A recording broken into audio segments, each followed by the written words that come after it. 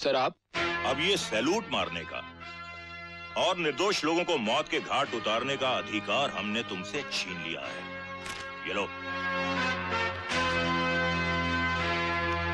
ये क्या है सर? वो जो तुमने हमारे आदमियों को हमारे कहने पर जेल से रिहा करने के बजाय दुनिया से रिहा करने की बहादुरी दिखाई है, ये उसका इनाम है, तुम्हारा डिसमिस ऑर्डर।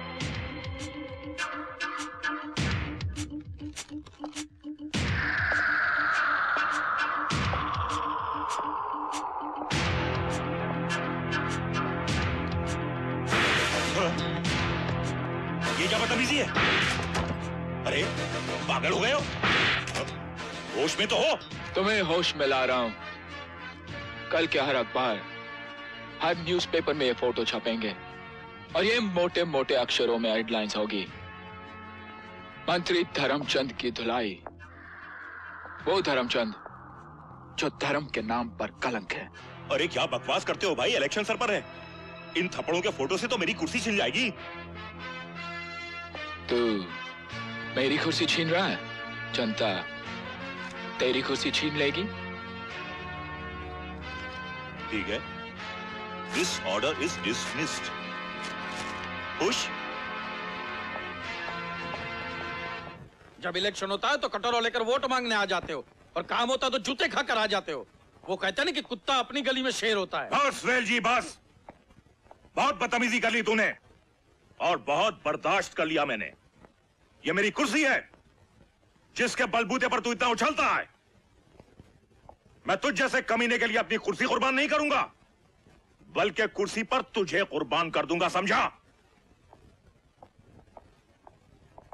हाँ नमस्कार मंत्री जी। नमस्कार। अरे इसको क्या हो गया?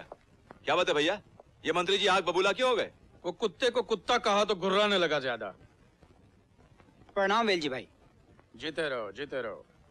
आलूओं से भरा हुआ ट्रक बाहर खड़ा है, सब्जी मंडी पहुंचाना है बैराम जी भाई को, जो आलू के बड़े व्यापारी है, वहां पहुंचा दो। बैराम जी भाई को बोलना मुझे फोन कर दे। जाओ। जी हाँ, मैं फोन जरूर करवा दूंगा। नमस्कार। भैया इस लौंडे के हाथ करोड़ों रुपयों के हथियारों से भरा हुआ ट्रक सौंप रहे हैं आप, क्या हो गया? अरे ये इतना भोला दिखता है कि कोई शक नहीं करेगा कमीने पर। हेलो, मैं अभी बुलाता हूँ। रवि को तो ये भी नहीं मालूम कि उस ट्रक में आलू के नीचे हेरोइन और हथियार है। बेचारा रवि।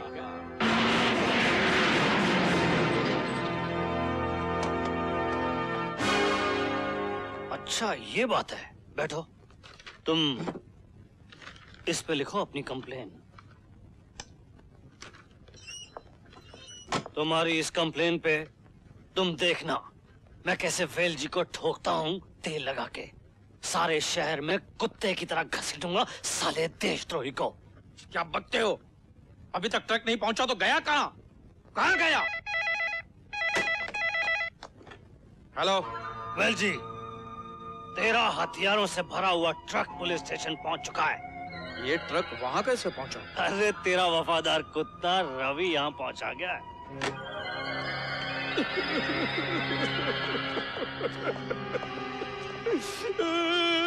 क्या हुआ पापा? अरे दूर हटो यार, हम रवि की होने वाली मौत पर आंसू बहा रहे हैं।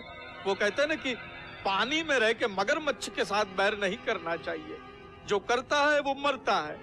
मार डालो साले को। ये नहीं पापा, मेरे पापा के साथ गद्दारी करने वाले को मैं मारूंगा पापा, मैं। क्या कर रही हो नीलम? क्या करूं भाभी, मेरी दाई आंख बहुत बुरी तरह से फड़क रही है। तू तो बहुत ही वहमी लड़की है। हाँ? भैया जब भी मेरी दाई आंख फड़कती है कुछ न कुछ जरूर होता है। अरे कुछ नहीं होता बाबा, जा जाके सो जा। ठीक है, गुड नाइट। Good night.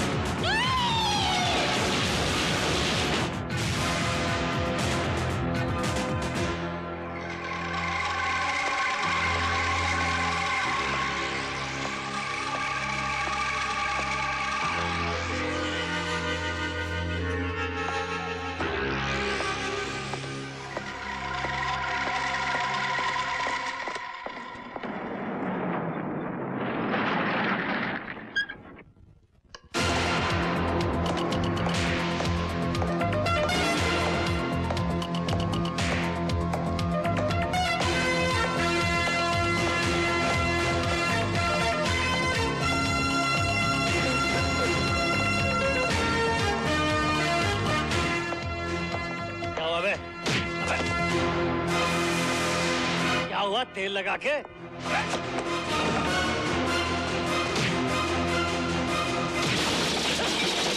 आखिर मैंने क्या है? क्या है? देख इस लड़की की तरफ, क्या कहे ढाया तूने इस पर? मैंने? हाँ तूने।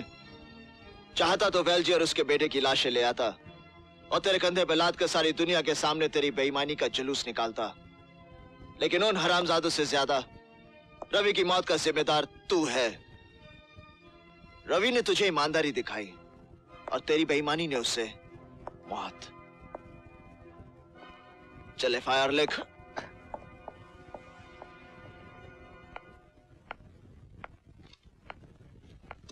हाँ लिखवाइए। वेलजी के लड़के ने मेरे भैया और भाभी को मेरी आंखों के सामने गोलियों से छलनी कर दिया। बहन जी, यहाँ साइन कर दीजिए तेल लगा के। अगर कल सुबह का सूरज निकलने से पहले वो लड़का सलाखों के पीछे नहीं हुआ तो तू मौत की सलाखों के पीछे होगा। बिल्कुल।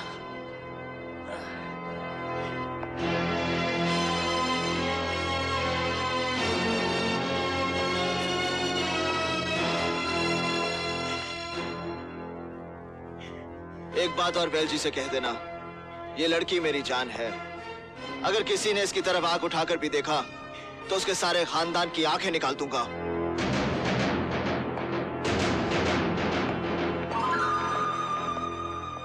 ये आंखें जरूर निकाल सकता है वेलजी, तेल लगा के। तुम जरूरत से ज्यादा राजा से डर रहे हो मारू। मेरी जगह राजा ने तुम्हें धोया होता ना तो ये जबान चलने की बजाय हलक में अटकी होती तेल लगा के। दुनिया इधर की उधर हो जाए लेकिन तुम मुझे ले जा नहीं सकते। देखो तुम लोग बात को समझने की कोशिश क्यों नहीं कर रहे और मुझे जबरदस्ती करने पर मजबूर मत करो। मारो, हमारा बेटा हमारी जान है। अगर हमारे बेटे की जान को आंच आ गई तो हम कितनी जान ले सकते हैं उसका अंदाजा नहीं है तुम्हें। यार प्रॉब्लम क्या है? हम लोग इतने बरसों के दोस्त हैं। मैं इसे ऐसे रखूंगा कि जैसे ये 5 स्टार होटल में हो। हाँ, इसकी जान पे एक ही सूरत में आंच आ सकती है और वो है वो लड़की जो आई विटनेस है। उस लड़की का क्या करना है, कैसे तेल लगाना है, ये तुम सोचो। चलो जा, शाबाश। आप फिक्र मत करो भैया, सिद्धार्थ मेरा भी अजीज है। उसे पहचानने वाली आंख को मैं हमेशा हमेशा के लिए बंद कर दूंगा।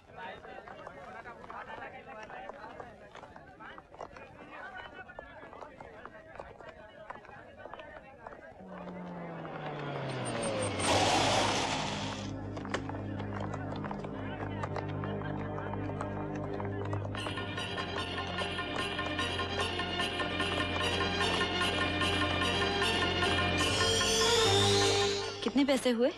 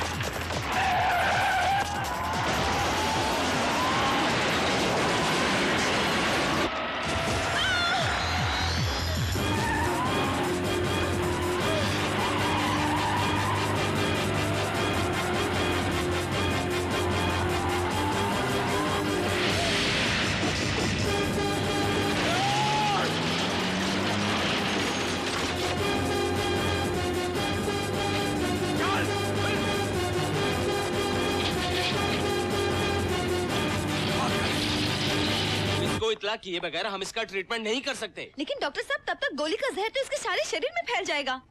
डॉक्टर साहब, इस बेचारे ने मेरी जान बचाने के लिए अपनी जान जोखिम में डाली है। तो इसमें हम क्या कर सकते हैं? नर्स, पुलिस स्टेशन फोन लगाओ। डॉक्टर प्लीज डॉक्टर, समझने की कोशिश कीजिए। एक अजनबी लड़की के लिए इसने इंसानियत के नाते अपनी जान दांव पर लगा दी और आप इसे पुलिस केस बना रहे हैं। आपका ज़मीर मर चुका है, इंसानियत दम तोड़ चुकी है। आप जैसे डॉक्टरों की वजह से हमारा इज्जतदार पेशा बेइज्जत और बदनाम हो रहा है। मैं करूंगी आपका इलाज, आइए।